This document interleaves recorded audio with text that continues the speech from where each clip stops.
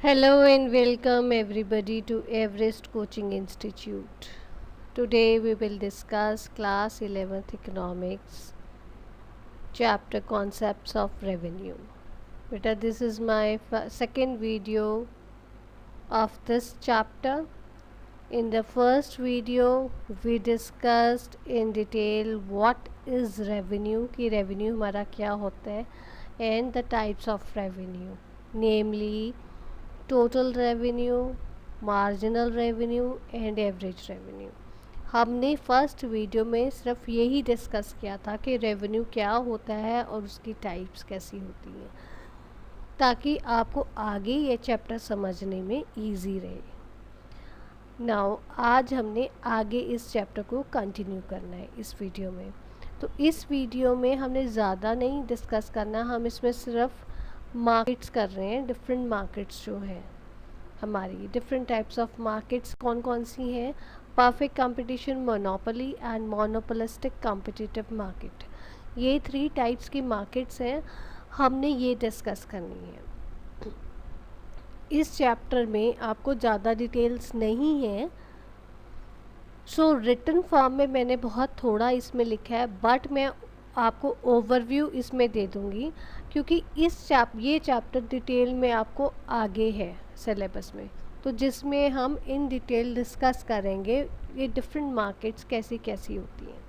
ठीक है, अभी मैं आपको बता रही हूँ इस चैप्टर में क्या है और आपको जनरल बता रही हूँ। ठीक है, अब जैसे परफेक्ट कंपटीशन सबसे पहली है, आपको परफेक्ट कंपटीशन पता होना चाहिए। परफेक्ट कंपटीशन मार्केट कौन सी, परफेक्ट कॉम्पिटिटिव मार्केट कौन सी होती है।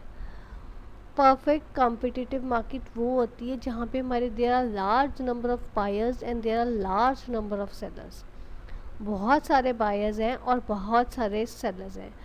इस केस में बायर्स को, क्योंकि बहुत सारे ज़्यादा होते हैं सेलर्स और बायर्स, तो बायर्स को पूरी नॉलेज होती है कि ये जो चीज़ जौन सा हम प्रोडक्ट लेने लगे हैं, जो इसका ये और जगह जहाँ पे मिलता है वहाँ पे इसका क्या रेट चल रहा है।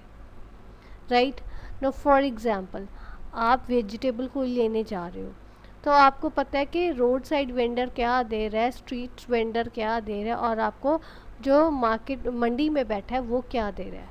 आपको रेट पता होते हैं और उसके हिसाब से हम लेते हैं, क्योंकि ये बायर्स को परफेक्ट नॉलेज है, पता होता है। इस केस में यहाँ पे परफेक्ट कंपटीशन होता है where there are large number of buyers and there are large number of sellers, and buyers have perfect knowledge about the product and about the prevailing price.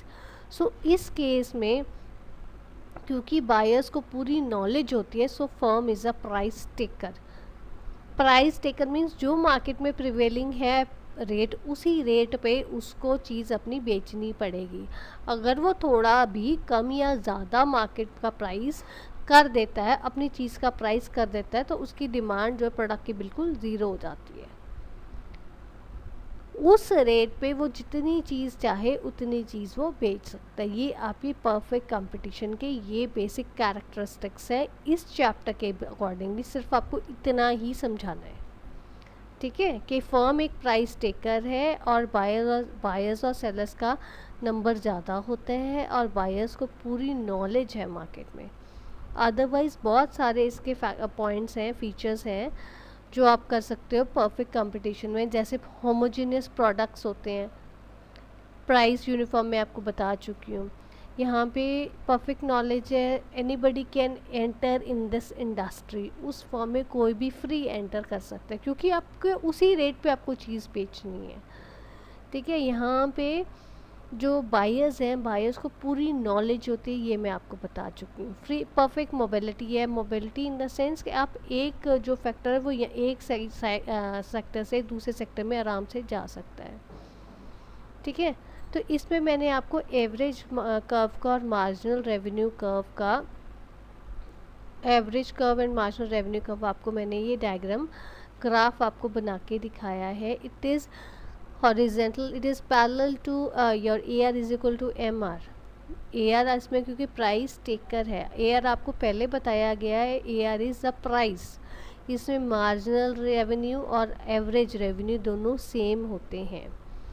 ठीक है, तो एवरेज रेवेन्यू और marginal revenue जब coincide होते हैं तो वो parallel to your output X axis होते हैं, इट मीन्स उस प्राइस पे वो कितनी भी चीज़ अपनी सेल कर सकता है।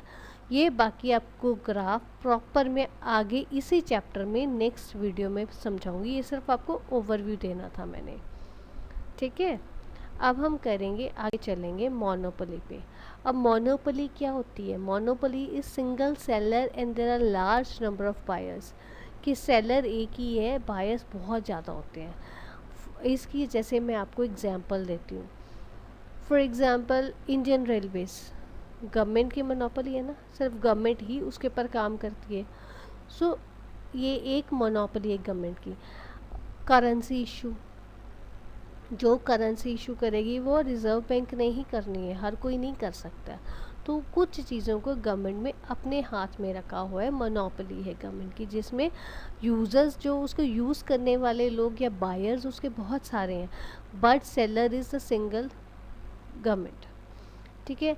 जब सेलर एक ही है और बायर्स बहुत ज़्यादा है, इसलिए इस केस में मोनोपोली में फर्म जो होती है वो प्राइस मेकर होती है। अब आपने अगर ऑब्जर्व किया हो, परफेक्ट कंपटीशन में जो फर्म है वो प्राइस टेकर है, but in monopoly the firm is price maker, क्योंकि वो सिंगल सेलर है, और परफेक्ट कंपटीशन में लार्ज नंबर ऑफ सेलर्स है। मोनोपोली में जो प्रोडक्ट्स होते हैं इनके क्लोज सब्स्टिट्यूट्स नहीं होते। अब आप खुद देखो, रेलवे का कोई क्लोज सब्स्टिट्यूट है? अगर है, अगर आप कहते हो कि एयरवेज है, तो एयरवेज जो है उनका रेट बहुत ज़्यादा है, everybody can not afford. Lower class people can go from one place to another on rails, but air पे जाना उनके लिए पॉकेट फ्रेंडली नहीं है, वो नहीं अफोर्ड कर सकते। बट रेलवेज में दे कैन ईजिली ट्रेवल, और जो कोई रेलवे भी जिसको मुश्किल लगता है, roadways are always there, but as compare to railways, roadways are expensive, railways are cheaper mode of transportation. So monopoly में इसके सब्स्टिट्यूट साथ क्लोज नहीं होते। अब देखो, पैसे का कोई सब्स्टिट्यूट है, करेंसी का नो सब्स्टिट्यूट। सो इसलिए मोनोपोली में ये फीचर्स हैं। इसके और जो फीचर्स हैं वो है, जैसे आपने परफेक्ट कंपटीशन में हमने किया था होमोजेनियस प्रोडक्ट, इसमें होता है प्रोडक्ट डिफ्रेंशिएशन अलग, इसमें होमोजेनियस या प्रोडक्ट डिफ्रेंशिएटेड होता है, प्रोडक्ट डिफ्रेंशिएशन होती है, क्योंकि वो मोनोपोली है, एक जैसे प्रोडक्ट्स भी हो सकते हैं और डिफ्रेंशिएटेड भी। इसमें जो है प्राइस जो है वो यूनिफॉर्म नहीं होता, अकॉर्डिंगली ये प्राइस डिस्क्रिमिनेशन हो जाता है जैसा आपका प्रोडक्ट होगा। जैसे रेलवेज में आप देखो, हर टाइप की आपको जर्नी अवेलेबल है, तो आपके प्राइसेस भी उसके अकॉर्डिंगली अलग अलग हैं। In case of monopoly, entry of firms is restricted, आप इजीली एंटर नहीं कर सकते, क्योंकि गवर्नमेंट ने प्राइवेटाइज नहीं किया हुआ अभी रेलवेज को, it is going to privatise, उसने करनी है, बट अभी इतना नहीं किया, तो इस केस में एंट्री जो है हमारी जब तक प्राइवेटाइजेशन नहीं होती है तब तक वो पॉसिबल नहीं है। देन कम्स, इसमें इम्परफेक्ट नॉलेज होती है कि मार्केट की कंडीशन कैसी है कैसी नहीं, बायर्स को तो, और इसके जो डिमांड कर्व्स मैंने आपको बना के दिखाया है, ये डिमांड कर्व हम रेवेन्यू कर्व आपको बना के दिखाया है। ये रेवेन्यू कर्व जो है एक्सप्लेन मैं आपको बाद में करूँगी। अपर मैं आपको एक बात बताना चाहूँगी कि मोनोपोली एंड मोनोपोलिस्टिक के रेवेन्यू कर्व्स, एवरेज रेवेन्यू और एंड मार्जिनल रेवेन्यू वो सेम है, सिर्फ डिफरेंस इतना है कि एवरेज रेवेन्यू और मार्जिनल रेवेन्यू कर्व्स मोनोपोली में लेस इलास्टिक हैं और मोनोपोलिस्टिक में मोर इलास्टिक है। अगर जब आप देखोगे फिगर तो उसमें शेप ऐसी है, बस ये लेस इलास्टिक कम है मोनोपोली में और मोनोपोलिस्टिक में इलास्टिक ज़्यादा है। ठीक है, ये समझ आ गया आपको मोनोपोली का। Next comes monopolistic. Monopolistic competition में क्या होता है? मोनोपोलिस्टिक कंपटीशन में there are large number of buyers and large number of sellers. जैसे हमारे परफेक्ट कंपटीशन में थे, वैसे ही यहाँ पे large number of buyers and large number of sellers हैं। मोनोपोली की तरह single seller and large number of buyers नहीं है।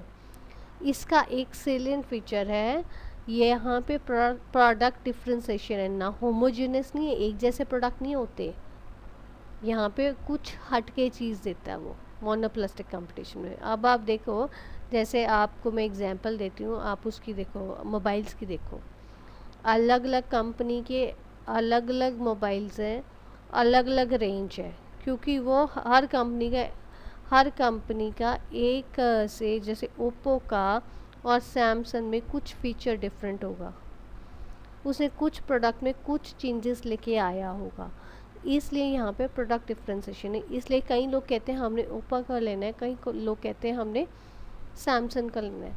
जब आप सेलर के पास जाओ तो जिस हिसाब से आपको ज़रूरत है चीज़ की, उस हिसाब से जो सेलर है आपको मोबाइल दिखाता है कि आपने कैसा काम करना है। जैसे आपको काम की ज़रूरत है, जैसी आपको क्वालिटी चाहिए, उस हिसाब का वो ब्रांड दिखाएगा, रेंज दिखाएगा, राइट। तो इसमें प्रोडक्ट डिफ्रेंसिएशन का एक फ़ीचर आ जाता है मोनोप्लास्टिक में। और मोनोप्लास्टिक में क्या है कि प्राइस इसमें यूनिफॉर्म नहीं है, क्योंकि हर एक जो सेलर्स हैं ना, वहाँ उन्होंने अलग अलग कुछ कुछ अपनी फ़ीचर दे देते हैं, उनके प्रोडक्ट की कुछ कुछ डिफ्रेंशिएटेड फ़ीचर है, तो वो फ़ीचर को हाईलाइट करने के लिए वो अलग चीज़ होती है। इसके प्राइस जो है वो यूनिफॉर्म नहीं होते, क्यों? यहाँ पर प्रोडक्ट डिफ्रेंसिएशन है। यहाँ पे लोगों को एक तो पूरी मतलब मोनोप्लास्टिक कंपटीशन में क्या होता है कि प्रोडक्ट डिफ्रेंसिएशन अगर आप किया तो दे मतलब new firms can easily enter into the industry, वो आराम से एंटर कर सकते हैं अगर वो कुछ प्रोडक्ट डिफ्रेंसिएशन दिखा रहे हैं।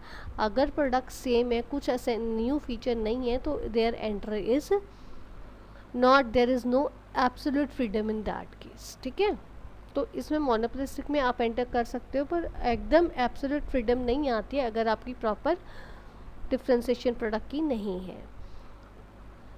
और इसकी जो रेवेन्यू कर्व्स है, मैंने आपको बोला था पहले कि रेवेन्यू कर्व्स मोर और लेस मोनोपोली जैसी हैं, सिर्फ डिफरेंस ये है कि इसकी जो रेवेन्यू कर्व्स हैं वो ज़्यादा इलास्टिक है, ठीक है। अगर आपको फिर भी इस अभी तक जो मैंने समझाया इसमें if you find any problem, you are most welcome to give your feedback. Thanks for watching.